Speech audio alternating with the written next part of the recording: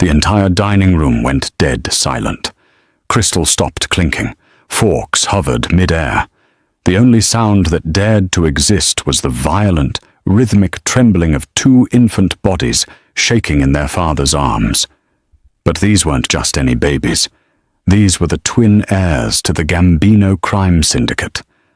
And the man holding them, tattooed, 6'4", wrapped in a bespoke suit, looked like he was 5 seconds away from executing every person in the room just to make the shaking stop. His guards had already cleared a 10-foot perimeter. The maitre d' was white as a ghost. Diners pressed themselves against the walls. No one dared even breathe. No one, except for a 26-year-old waitress with $47,000 in medical debt and nothing left to lose. Natasha Reynolds walked straight past the armed guards, locked eyes with the most dangerous man in New York, and raised her hand. Not in surrender. In a slow, deliberate conducting motion. 3 beats, fingers snapping in triplet rhythm like a metronome made of bone and defiance. The twins' eyes snapped to her hand. Their shaking stopped. The room gasped. Simon Gambino stared at her like she'd just raised the dead. But Natasha had no idea that calming the babies was the easy part. Surviving the man who now owned her? That was going to be impossible. Before we begin, tell me where you are listening from in the comments, and also subscribe for more stories like this. Simon Gambino didn't ask questions in public. So when he slid a black American Express card across the white tablecloth and told the trembling manager to close the restaurant immediately, it wasn't a request. It was a coronation of new ownership. Within 8 minutes, every diner had been ushered out with profuse apologies and complimentary vouchers they'd never use. The kitchen staff evaporated like smoke. Even the guards retreated to the perimeter, though Natasha could feel their eyes on her through the frosted glass, like wolves watching a rabbit that had wandered too close to the den. Now it was just her, the man who could make people disappear, and 2 sleeping infants who had finally stopped shaking. "Sit," Simon said. It wasn't a suggestion. Natasha sat. Her hands were still trembling from the adrenaline, but she folded them in her lap where he couldn't see. She'd worked at Crestwood House long enough to recognize power when it walked through the door, but she'd never been this close to it. Close enough to see the faint scar cutting through his left eyebrow, close enough to smell cedar and gunpowder and something darker she couldn't name. "What's your name?" "Natasha Reynolds." "How did you do that?" He gestured to the twins, now sleeping peacefully in a custom double stroller that probably cost more than her car. She swallowed. The shaking wasn't fear. It was sensory overload. The lights, the noise, the stimulation. Their nervous systems couldn't regulate. The triplet rhythm creates a pattern their brains can follow. It's called rhythmic entrainment. Simon's eyes narrowed. "You a doctor?" "I was a music therapist. Neurologic music therapy, specifically. I worked with pediatric patients who had processing disorders." She didn't mention why she'd left. Didn't mention the little girl who'd coded during a session while Natasha hummed lullabies and held her hand. Was? Student loans don't pay themselves. Therapy positions don't exactly cover Manhattan rent. Something flickered across his face. Not quite sympathy. More like recognition. Like he understood what it meant to be buried by circumstances beyond your control. He leaned back, and Natasha noticed for the first time that he hadn't let go of the stroller handle. Even sitting, even interrogating her, his hand stayed connected to his son's. Their mother died 3 months ago. Overdose. The doctors said the babies were born dependent. They've been like this since. He stopped himself, jaw tightening. No one's been able to calm them. Not the nannies, not the specialists, No one. They need consistency, Natasha said quietly. Routine. A caregiver who understands that their bodies are constantly fighting invisible battles. It's not about stopping the shaking. It's about teaching them they're safe. Simon studied her for a long moment. Then he pulled out his phone, typed something, and slid it across the table. Natasha looked down at the screen. It was a contract. A salary number stared back at her. $250,000. Annual, plus housing, plus benefits. Her throat went dry. What is this? A job offer. You move into my penthouse tonight. You take care of my sons. You teach me how to do what you just did. His voice dropped, and suddenly the temperature in the room plummeted. And you don't ask questions about anything else you see or hear. Understood? Every rational cell in her body screamed to run. This man was dangerous. His world was dangerous. She'd be walking into a gilded cage with a predator who smiled with too many teeth. But then, she thought about the eviction notice taped to her apartment door. The collection agency calls she'd stopped answering. The way her hands shook every time she walked past the pediatric wing at Mount Sinai because she couldn't afford to finish her clinical hours. She thought about those two babies, trembling in the arms of a man who would kill for them, but didn't know how to soothe them. "I'll need access to a piano," she said. Simon's mouth curved into something that might have been a smile if it had reached his eyes. "Done. And I'm not a prisoner. If I stay, it's because I choose to, not because you own me." The smile sharpened into a blade. "We'll see about that." He stood, extending his hand. Natasha took it. His grip was warm, calloused, and absolutely unbreakable. "Welcome to the family, Miss Reynolds," Simon said. "My driver will take you to pack. You have 2 hours." She'd just shaken hands with the devil, and God help her. She was grateful for it. The penthouse occupied the entire 53rd floor of a building that didn't officially exist on any map. Natasha knew this because she'd tried to look it up during the car ride, and every search came back empty. Just a blank space in the skyline where steel and glass and secrets lived. The elevator required a fingerprint, a key card, and a 6-digit code. When the doors finally opened, Natasha stepped into a world that smelled like leather and money and something metallic she tried not to think about. Floor-to-ceiling windows overlooked Manhattan like a kingdom awaiting orders. The furniture was all sharp angles and dark wood, art on the walls that was probably stolen from museums, and not a single photograph anywhere. It was beautiful in the way a mausoleum was beautiful, cold, untouchable, built to intimidate. "The nursery's this way," Simon said, leading her down a hallway lined with doors she suspected she'd never be allowed to open. He stopped at the last door on the right and pushed it open. Natasha's stomach dropped. The room was a bunker. That was the only word for it. Bulletproof glass windows, reinforced steel door with a deadbolt that belonged on a bank vault, and walls painted in clinical white that reminded her of hospitals and autopsies.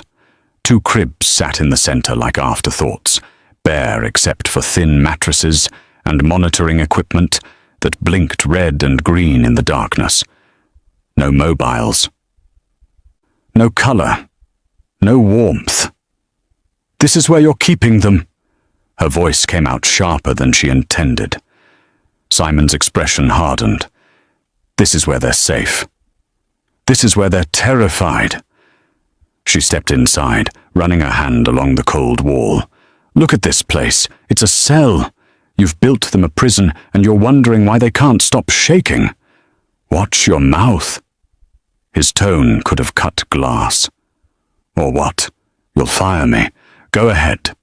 She spun to face him, adrenaline overriding every survival instinct she had. "You hired me to help them, so let me help them. This room is sensory deprivation.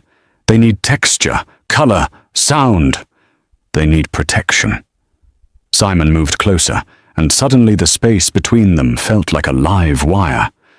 There are people who would gut them just to send me a message. That glass is 3 inches thick. That door can withstand an RPG. This room keeps them alive. And miserable. Natasha held her ground, even though her heart was trying to punch through her ribs. You can have security and humanity at the same time, unless you want them to grow up thinking the world is a white box with cameras. Something flickered in his eyes. Anger, maybe. Or recognition. Then he reached for his hip. Natasha's breath stopped as he pulled out a Glock 19, black and efficient, and started to set it on the changing table next to a stack of diapers. Absolutely not. She moved before thinking, putting herself between him and the table. Simon froze. "Excuse me? You do not unholster a weapon within 10 feet of those cribs. Ever. I don't care if the building's on fire." His jaw tightened. For 3 seconds that felt like 3 hours. Neither of them moved. The air pressure in the room changed. Natasha could feel the barely leashed violence in him, the part that had built an empire on fear and broken bones. "You're in my house," he said quietly, too quietly, giving me orders. "I'm doing my job." Her voice didn't shake. Small miracle. "You want me to teach you how to keep them calm? Step 1. Stop treating this nursery like an armory. They can smell the gun oil. They can feel your tension. Every time you walk in here, ready for war, you're telling them the world isn't safe. The world isn't safe. Then teach them how to survive it. Don't teach them to be afraid of their own father." The words hung in the air like a grenade with the pin pulled. Simon stared at her. Then, slowly, deliberately, he holstered the weapon and took 2 steps back from the cribs. "Anything else? Miss Reynolds?" "Paint the walls blue. Buy soft blankets. Get a white noise machine, and stop looking at them like they're a liability." His expression was unreadable. "They cost me the woman I loved. They've made me a target. And now they've brought a mouthy therapist into my home who doesn't know when to shut up." He moved to the door, paused. "But you're right. They deserve better than this." He left without another word. Natasha exhaled for what felt like the first time in an hour. She'd just won a battle, but the war had only started. The twins were named Luca and Marco, though Simon said the names like prayers he didn't believe in anymore. Natasha learned this at 3 in the morning, when one of them woke up screaming, and she found Simon standing in the hallway, fully dressed, staring at the nursery door like it was the gates of hell. "You going to help or just stand there?" she asked, brushing past him. He followed her inside, watched as she lifted Luca, or maybe Marco, she was still learning to tell them apart, and held him against her chest, her hand tapping a steady rhythm against his back. 1, 2, 1, 2, 60 beats per minute, the exact tempo of a resting human heart. The crying stopped within 30 seconds. Simon looked at her like she'd performed surgery with her bare hands. "It's not magic," Natasha said, settling into the rocking chair she'd had delivered that afternoon. "It's biology. Their nervous systems are dysregulated because of the prenatal drug exposure. They're constantly in fight or flight mode. The heartbeat rhythm tells their bodies they're safe. That someone's alive and holding them. Show me. I am showing you. No." He stepped closer. "Teach me. I need to be able to do this." There was something raw in his voice, something that sounded like desperation, wrapped in pride, wrapped in steel. Natasha stood, still holding Luca, and gestured to the chair. "Sit." Simon sat. For a man who probably hadn't taken orders in a decade, he obeyed with surprising grace. "Hold out your arms." He did. Natasha carefully transferred Luca into his father's grip, watching as Simon's entire body went rigid with tension. The baby immediately started to whimper. "Relax," she said. "I am relaxed. You're holding him like a grenade. He can feel your stress." She moved behind the chair, leaning over Simon's shoulder. Close enough to smell cedar and coffee and the faint scent of gunpowder that seemed to live in his clothes. "Breathe. In through your nose, out through your mouth." Simon exhaled slowly. The whimpering quieted. "Good. Now." Natasha reached around and placed her hand over his, guiding it to Luca's back. "Tap, like this. 1, 2, 1, 2. Feel my rhythm." His hand was warm beneath hers, calloused, larger than she'd expected. She could feel his pulse through his wrist, too fast, like his body was at war with the gentleness she was asking of him. 1, 2, she whispered, tapping the rhythm against his knuckles. "Match my tempo. Don't think. Just feel." Simon's hand began to move, hesitant at first, then steadier. 1, 2. 1, 2. The same rhythm she'd used in the restaurant, the same pattern that had stopped the shaking. Luca's eyes fluttered closed. Natasha felt Simon's entire body shift beneath her. The tension drained out of his shoulders. His breathing deepened, and for the first time since she'd met him, he looked almost peaceful. "He's asleep," Simon said, voice rough. "You did that." Natasha started to pull her hand away, but Simon's fingers closed over hers. Not forcefully, almost carefully. "Don't."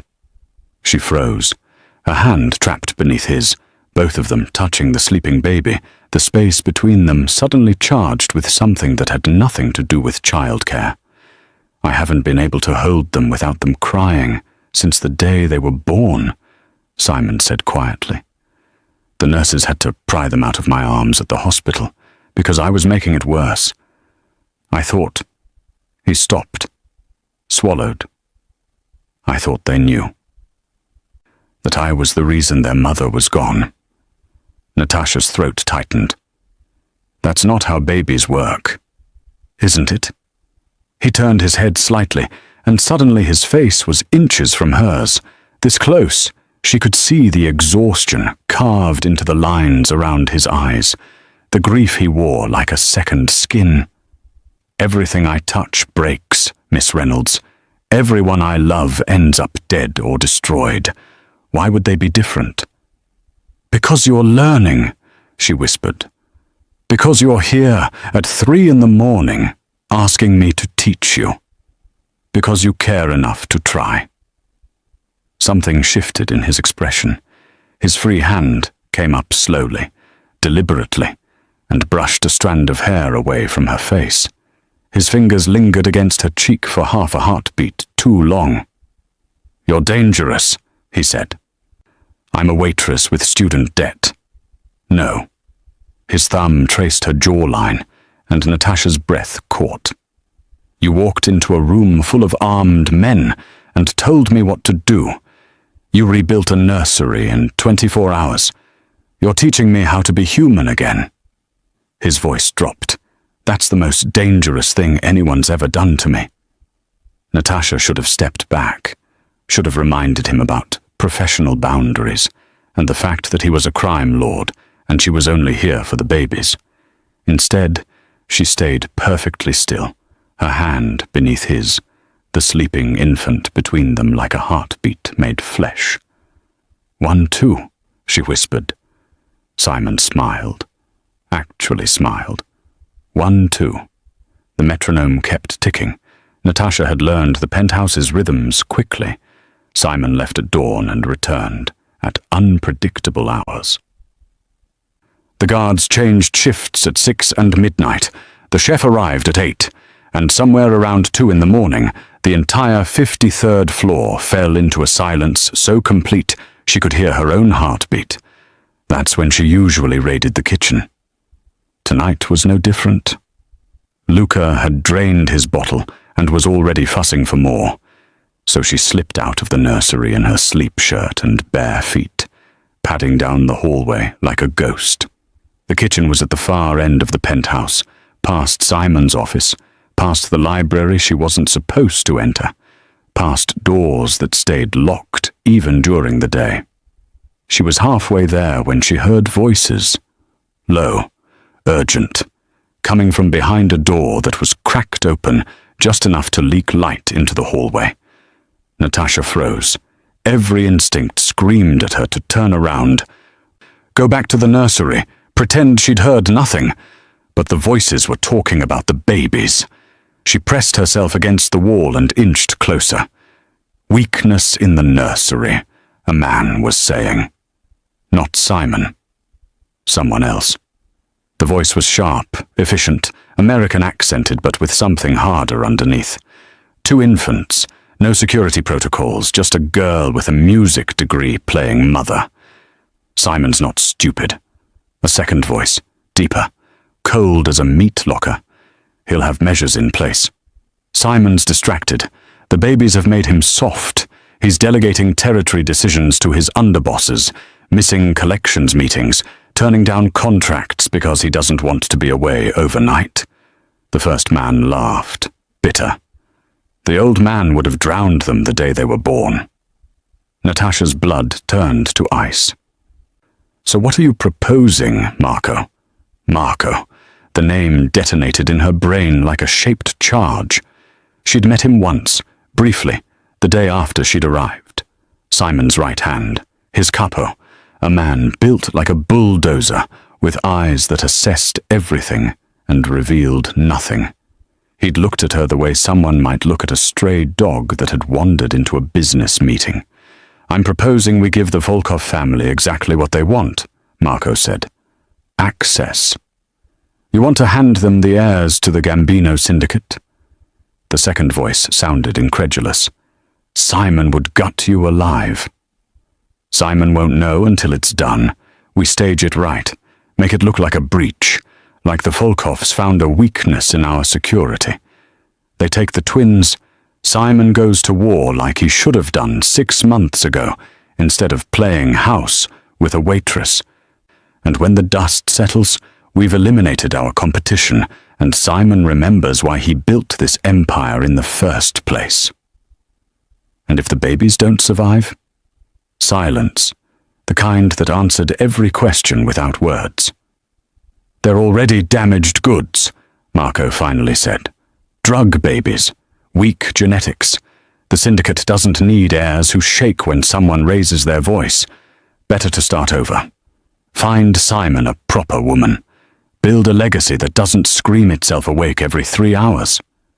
Natasha's hand flew to her mouth to stop the sound that wanted to escape. Rage, pure, white-hot rage that made her vision blur at the edges. When? The second voice asked. Saturday night. Simon's meeting with the commission in Queens. He'll be gone for at least 4 hours. The girl puts the babies down around 8.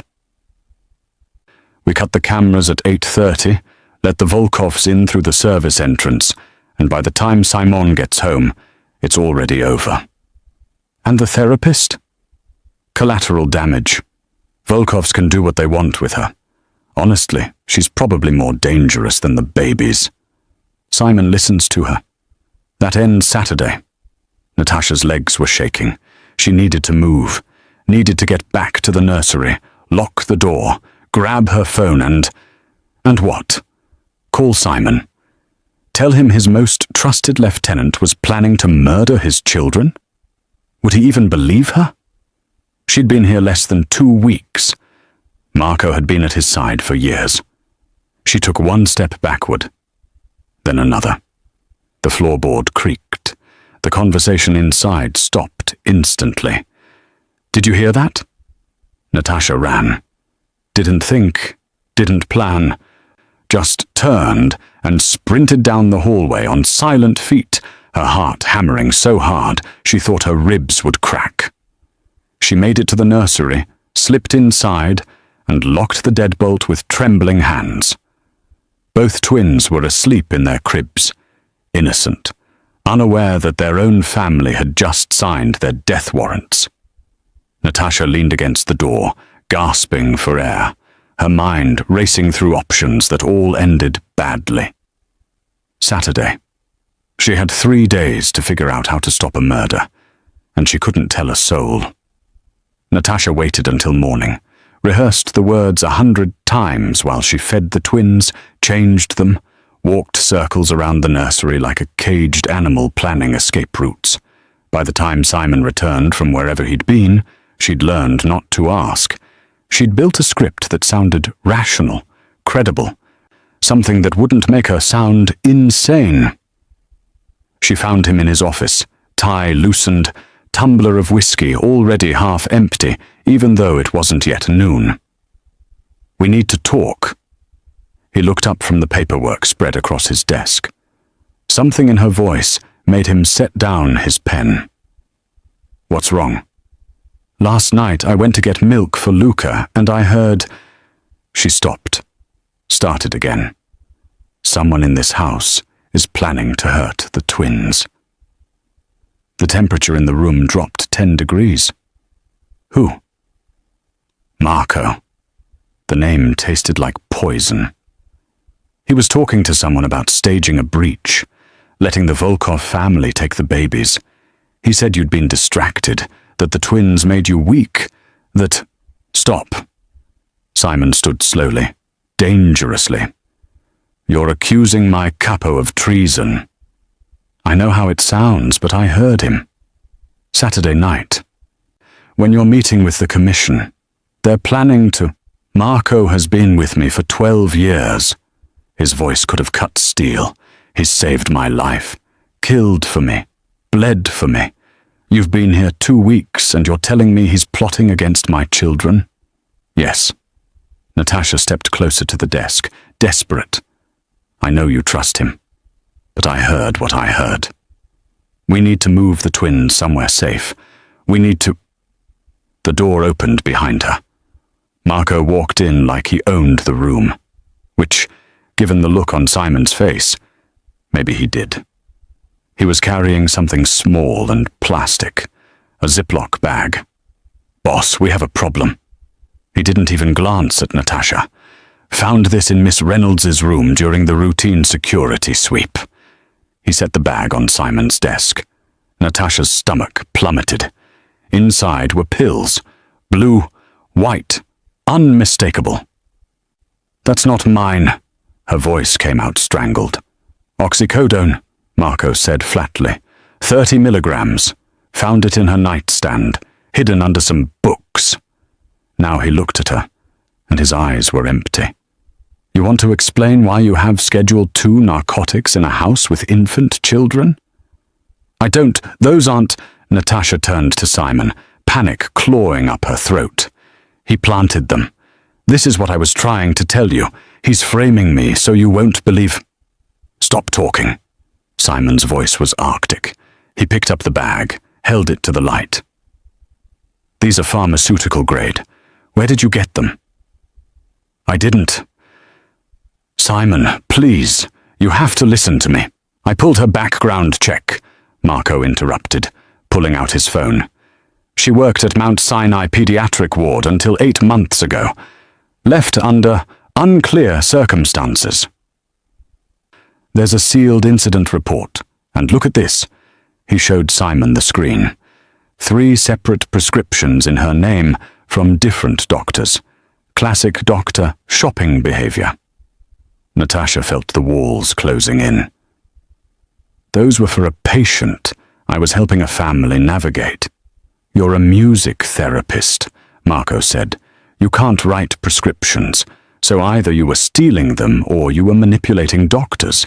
Either way, you're an addict with access to vulnerable infants." "Simon." Natasha grabbed the edge of his desk, her knuckles white. "Look at me. You know me. You've watched me with Luca and Marco for 2 weeks. Have I ever seemed impaired? Ever missed a feeding? Ever put them in danger?" Something flickered in Simon's eyes. Doubt, or maybe just the dying ember of trust. She's been alone with your sons every night, Marco pressed. What if she nods off during a feeding? What if she's too high to hear them crying? Boss, this is exactly the kind of liability we can't afford. Simon's jaw worked. His hand tightened around the bag of pills until the plastic crinkled. When he finally spoke, his voice was empty. Marco, escort Miss Reynolds to her room. Lock the door from the outside. No, Natasha's voice cracked. Simon, please, it's for your safety. He still wouldn't look at her. Until I figure out what the hell is going on, you stay in your room. Someone else will care for the twins. They need me. They need someone who isn't a security risk. Finally, his eyes met hers, and what she saw there was worse than anger. It was disappointment. I wanted to believe you were different. That you actually gave a damn about them. I do. Tears burned behind her eyes, but she refused to let them fall. And Saturday night, when Marco lets those men in and your sons disappear, you're going to remember this conversation. Marco's hand closed around her arm like a vice. Let's go, Miss Reynolds. She didn't fight, didn't scream. Let herself be marched down the hallway to her room like a prisoner, because what was the point? Simon had made his choice. 12 years of loyalty versus 2 weeks of miracles. The door locked behind her with a sound like a coffin closing. Natasha sat on the bed, staring at her hands, and started planning how to save 2 babies from inside a locked room. She had 48 hours. The screaming started at midnight. Natasha heard it through 2 walls and a locked door, the raw, desperate wails of infants whose nervous systems were tearing themselves apart. She pressed her hands against the door, every muscle in her body screaming to get to them, but the deadbolt held firm. Let me out! She pounded until her palms bruised. They need me. No one came. The crying escalated. Not just fussy baby crying. The kind of screaming that meant pain, that meant their bodies were failing them, that meant whoever was trying to calm them had no idea what they were doing. Natasha sank to the floor, forcing herself to breathe through the panic. Think. What would cause them to regress this badly? She'd been locked up for 16 hours. They'd had bottles, been changed, should have been fine with basic care, unless the person caring for them was radiating stress like a nuclear reactor, unless that person was Simon. The screaming stopped abruptly around 1 a.m., not the gentle fade of babies soothed back to sleep, the sudden silence of complete exhaustion. Natasha knew that sound. She'd heard it in the pediatric ward when babies cried themselves into a state beyond comfort. Footsteps in the hallway, heavy, uneven. The deadbolt scraped. The door opened. Simon stood there looking like he'd aged 10 years. His shirt was soaked with sweat, his hair disheveled, his hands shaking. Show me again. Unlock the door first. I did, all the way. No guards outside. No conditions. She stood, meeting his bloodshot eyes. You want my help? You trust me or you don't. Choose. He stepped back, waved off whoever was in the hallway. It's done. Now help me before I lose my mind. Natasha pushed past him and ran to the nursery. Both twins were in their cribs. Faces red and blotchy, bodies limp with exhaustion, still trembling, still caught in that horrible feedback loop where their nervous systems couldn't find equilibrium. She scooped up Luca first, started the rhythm immediately. 1-2. 1-2. He latched onto it within seconds, his breathing synchronizing with her heartbeat. How are you doing that? Simon's voice cracked. I tried. I did exactly what you showed me. The tapping, the rhythm, everything. They just screamed harder. Because you're terrified. Natasha reached for Marco, the baby, not the traitor, and positioned him against her other shoulder, maintaining the dual rhythm. They can feel your fear, your anger. It feeds their dysregulation. I'm not angry. You're furious. She looked at him over the twins' heads. At me, at yourself, at the situation, and they know it. Your heart rate is probably 140 right now. You're tapping the rhythm, but your body's screaming danger. It doesn't work. Simon slumped against the wall, dragging a hand down his face. Marco said you were high, that you were a liability. I watched him pull those pills out of your nightstand myself. Did you watch him find them? Or did he just walk in already holding the bag? Silence. Simon, when have you ever seen me impaired? When have I ever given you reason to think I'd endanger them? You accused my most trusted man of planning to murder my children. But his voice had lost its edge. What was I supposed to think?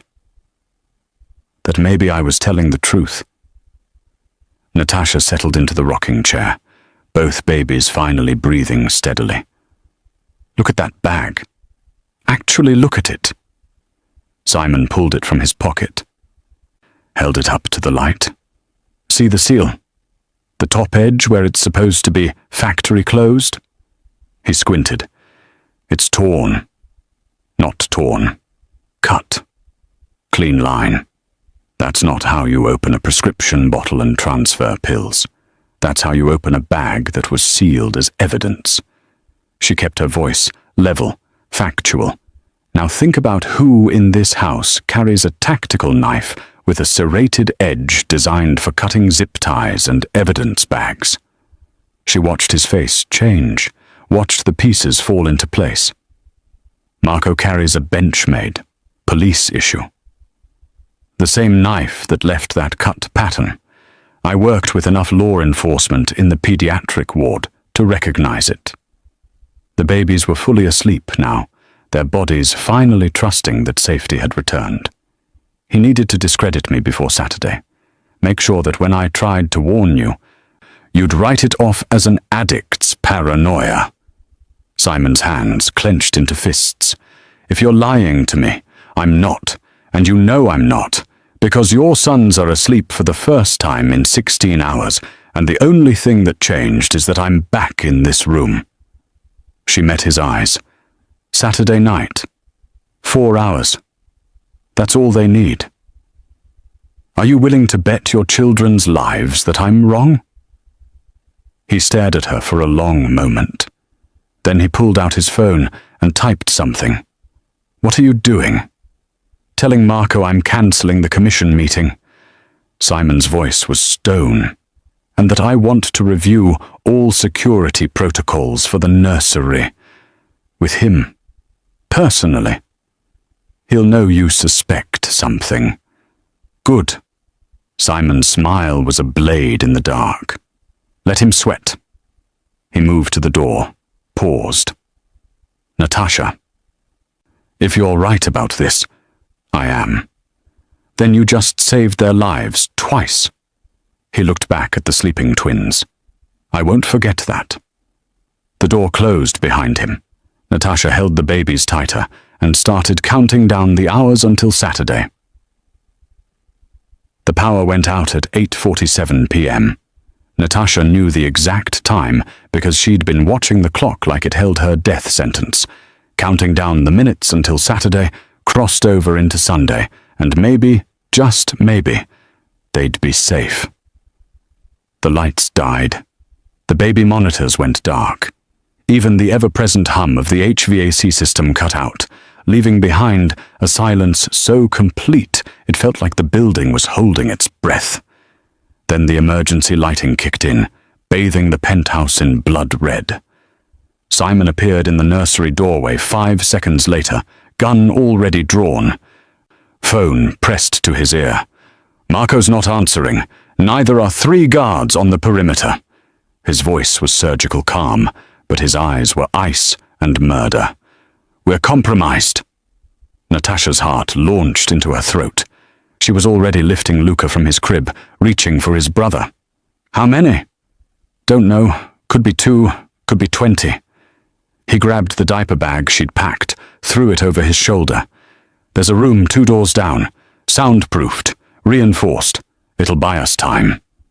Us? You and the twins. Move. Now. She ran.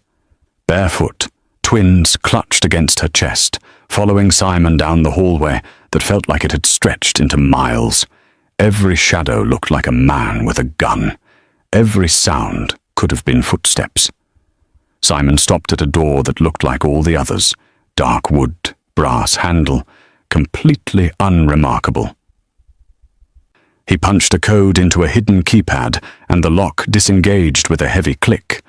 The room beyond was smaller than the nursery. Piano in the corner, acoustic panels on every wall, no windows. A panic room disguised as a music studio.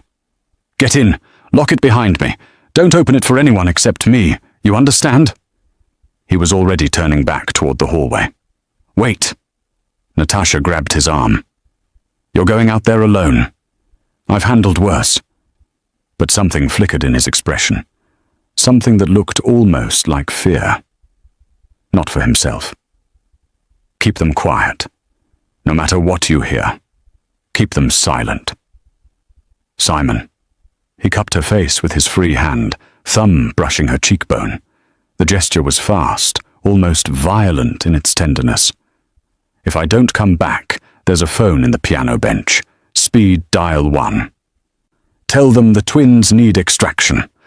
Then he was gone, swallowed by red-lit shadows and whatever violence waited in the dark. Natasha locked the door with shaking hands. The twins were already starting to fuss, picking up on her terror.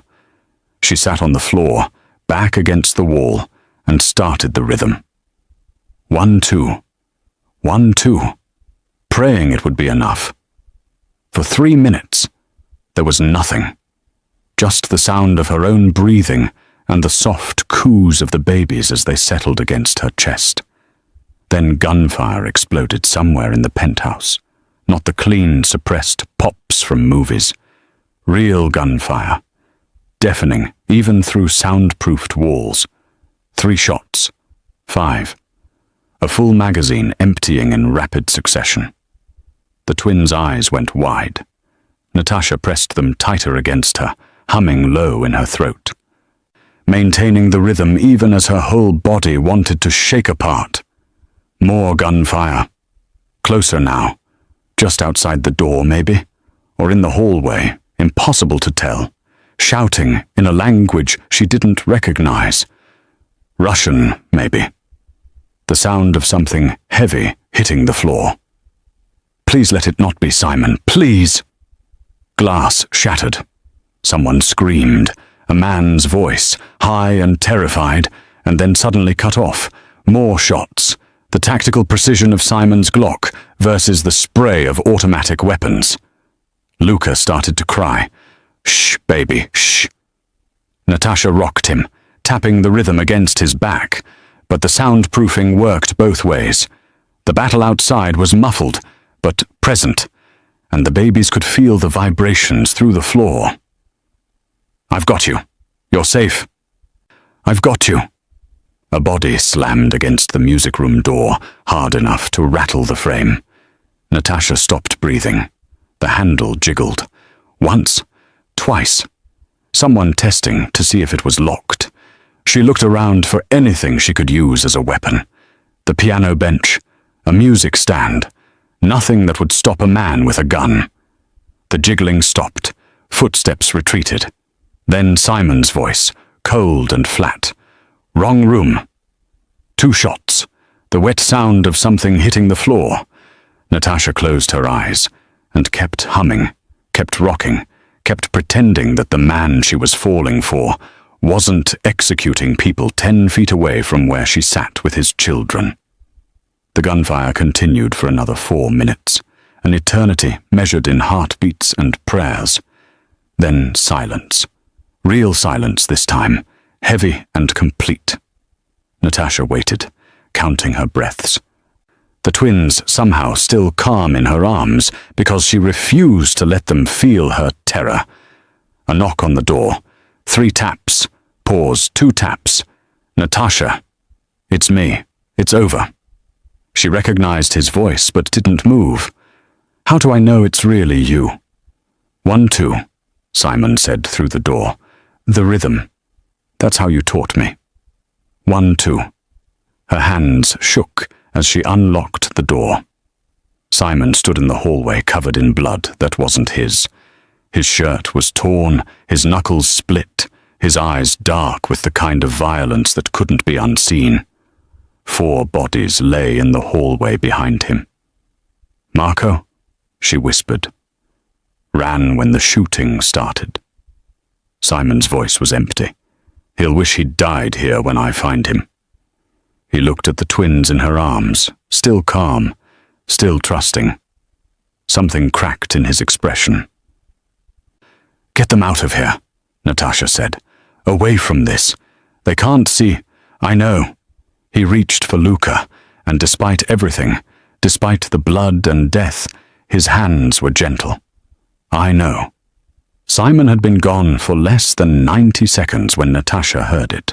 The scrape of metal on metal. Slow. Deliberate.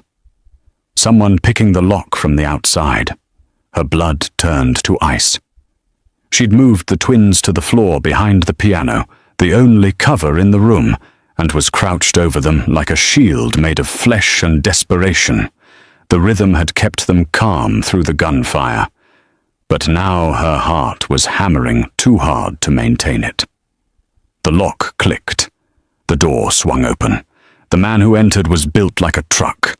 Tactical vest strapped with ammunition, assault rifle sweeping the room with professional efficiency. He spotted her immediately. His eyes were flat, dead. This wasn't personal for him. This was a job. He raised the rifle. Wait. Natasha's voice came out steady, somehow. You're here for them, right? The babies? Let me move. I'm just the help. I don't matter. The mercenary's finger moved to the trigger. You matter enough to die. Natasha's hand closed around the tuning fork she'd left on the piano during yesterday's session. Medical grade. 4096. Hertz. The highest frequency she owned, originally designed for neurological testing. She struck it against the piano's edge and jammed it directly into the microphone input of the speaker system Simon had installed when she'd demanded music equipment. The sound that erupted was unholy, a high-frequency shriek that bypassed the ears and went straight into the brain like an ice pick through the skull. The kind of sound that triggered immediate physical pain, disorientation, nausea. The mercenary's hands flew to his ears, rifle dropping, his face contorting in agony. Natasha didn't think. She grabbed the piano bench, solid oak, 20 pounds, and swung it like a baseball bat into his knees. He went down hard. The rifle clattered across the floor. Natasha kicked it away, keeping the tuning fork pressed to the microphone, maintaining that awful, piercing wail. The mercenary was on the ground, trying to get up, blood streaming from his nose where the frequency had ruptured something delicate. She heard footsteps pounding down the hallway. Simon! Her voice barely carried over the sound. The mercenary's hand found his belt, pulled a knife. Even half blind with pain, he was trained enough to be lethal. He lunged. Natasha twisted away, but not fast enough. The blade caught her shoulder, a line of fire that made her vision white out for a second. She fell backward, the tuning fork finally separating from the microphone. The terrible sound stopped. The mercenary rose, knife raised, and then Simon was there. He came through the door like a force of nature, no hesitation, no mercy. Grabbed the mercenary's knife hand mid-swing and twisted until something snapped. The man screamed. Simon's other hand closed around his throat and slammed him into the wall so hard the acoustic panels cracked. You touched her. Simon's voice was a whisper. Somehow that was more terrifying than shouting. You made her bleed. Simon, don't... Natasha started, but the words died as she watched his face. There was nothing human in it, just cold, precise rage. The mercenary tried to fight, threw a punch that Simon absorbed without flinching, tried to knee him in the groin. Simon caught his leg and used it as leverage to drive him into the floor. The sound of the impact was sickening. Simon hit him. Once, twice. Kept hitting him until the struggling stopped, until there was nothing left but meat and bone, and the wet sound of fists meeting flesh. "Simon, he's done. Stop." Natasha's voice finally broke through. Simon froze, fist raised, looked down at what he'd done, then at her, bleeding on the floor, one hand pressed against her shoulder. "Natasha!" He scrambled toward her, hands already reaching, then stopped when he saw them covered in blood. "Christ, how bad is it?" "Shallow. Hurts like hell, but I'll live." She was already checking the twins, who were somehow still calm behind the piano. The tuning fork frequency hadn't affected them, too high for their developing auditory range. Small miracles. Are there more? No, that was the last one. Simon pulled off his shirt, pressed it against her wound. His hands were shaking. "You used the speakers as a weapon. You gave me a soundproof room and a PA system. I worked with what I had." She winced as he applied pressure. "You're bleeding too." He looked down like he'd forgotten. There was a gash across his ribs, deep enough that she could see muscle. "Got clipped on the stairs. It's nothing." "That's not nothing. You need stitches." Later. He cupped her face with bloody hands, searching her eyes. "You could have hidden, could have stayed behind the piano with them and waited for me. Why did you fight?" "Because he would have killed all three of us." She covered his hands with hers. "Because someone had to." Something shifted in his expression. That careful control he always maintained cracked completely, and what she saw beneath was raw and desperate and completely unguarded. "I can't lose you." His forehead pressed against hers. "I can't lose any of you. Do you understand? I can't." "You didn't." She kissed him. Didn't plan it. Didn't think about the blood or the violence or the bodies in the hallway. Just pulled him closer and kissed him like they weren't broken and bleeding on the floor of a crime scene. "We're alive, all of us." Simon kissed her back like she was oxygen and he'd been drowning. Behind them, one of the twins started to cry. They broke apart, both reaching for the sound, even now, even in this. Family. 3 weeks later, the penthouse looked different. The nursery walls were painted soft blue, like Natasha had demanded that first day. Mobiles hung from the ceiling, casting gentle shadows. The bulletproof glass was still there. Some realities didn't change, but now there were curtains to soften it. Texture, color, life. The rest of the penthouse had changed too, in ways harder to quantify. The doors stayed open more. Light came in. Simon smiled occasionally, and when he did, it reached his eyes. Marco's body had been found in the East River 2 days after the siege.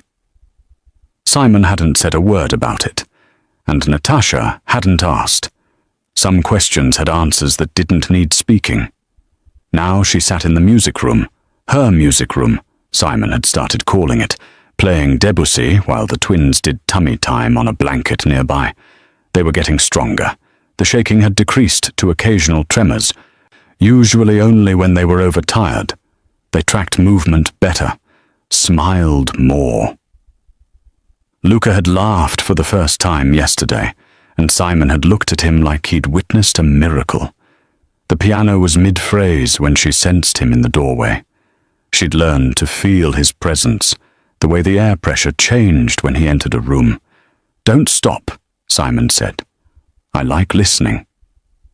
She continued playing, watching him in her peripheral vision as he moved to the blanket and lowered himself down beside his sons. He'd healed quickly from the knife wound. Apparently getting stabbed was an occupational hazard he'd learned to recover from efficiently. The only evidence now was a new scar across his ribs to match all the others. He picked up Marco, the baby, who Natasha had started calling Little Marco to avoid the mental association with the traitor, and held him against his chest. 1-2. 1-2. The rhythm had become second nature to him now. "I have something for you," Simon said when the piece ended. Natasha turned on the bench. "If it's another obscenely expensive piece of equipment, I already have everything I need." "It's not equipment." He shifted little Marco to one arm and pulled something from his pocket. The contract. The same one he'd slid across the table at Crestwood House a lifetime ago. "I'm terminating your employment." Her heart stopped.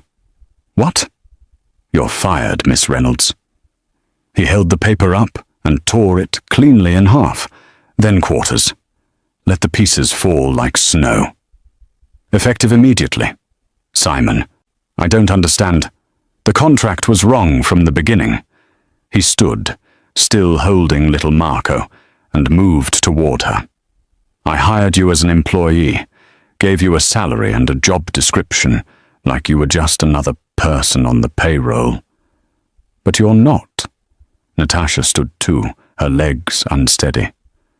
"Then what am I?" "You're the woman who walked into gunfire for my children, who fought a mercenary with a tuning fork, who rebuilt this family from the ground up with nothing but rhythm and stubborn refusal to let us stay broken." He stopped in front of her, close enough that she could see the vulnerability in his eyes. "You're not the help, Natasha. You never were." He shifted little Marco to his other arm and reached into his pocket again. This time what he pulled out made her breath catch. A ring. Simple platinum band with a single diamond. Nothing ostentatious. Perfect. "I'm asking you to stay," Simon said quietly. "Not as an employee, not as hired help, as my partner, as their mother, as the matriarch of this family." His voice roughened. "As my wife." Natasha's vision blurred. "You're proposing to me?" "I'm telling you I can't do this without you, that I don't want to, that these boys need you and I—" He stopped, started again. "I love you. I don't know when it happened. Maybe when you yelled at me about the gun in the nursery. Maybe when you taught me how to hold them without them crying. Maybe when you stood between them and a man with a rifle." He took her hand. "But I know I love you, and I'm asking you to choose this. Choose us." The twins chose that moment to make identical cooing sounds from the blanket, like they were voting. Natasha laughed through tears. "That's not fair. You're using the babies as props." "I'm using every advantage I have." Simon's thumb traced her ring finger. "Is it working?"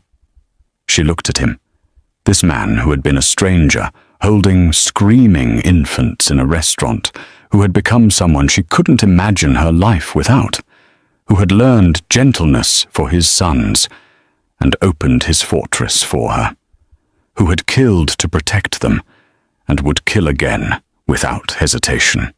She looked at the twins, Luca and little Marco, who had stopped shaking when she held them, who smiled when she sang, who were becoming whole despite the trauma they'd been born into. She looked at the ring, simple and perfect, and thought about the woman she'd been 2 months ago.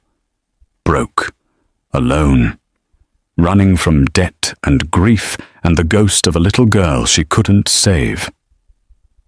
That woman had walked into Crestwood House expecting another shift serving rich people who didn't see her. This woman was being offered a family. "Yes." The word came out steadier than she expected. "Yes, I'll stay." Simon slid the ring onto her finger, and then he was kissing her. Little Marco squeezed safely between them, the baby making protesting sounds that might have been annoyance or approval. When they finally broke apart, Luca had rolled himself over on the blanket and was staring up at them with wide eyes. "Show off," Simon muttered, but he was smiling as he scooped him up too, both twins in his tattooed arms, sleeping against his chest, trusting him completely. Natasha leaned against his shoulder, studying the ring on her finger, and thought about rhythm. How everything in life came down to finding the right tempo. The right pattern. The space between beats where healing happened. 1-2, she whispered. Simon kissed the top of her head. 1-2. The metronome kept ticking, and for the first time in longer than she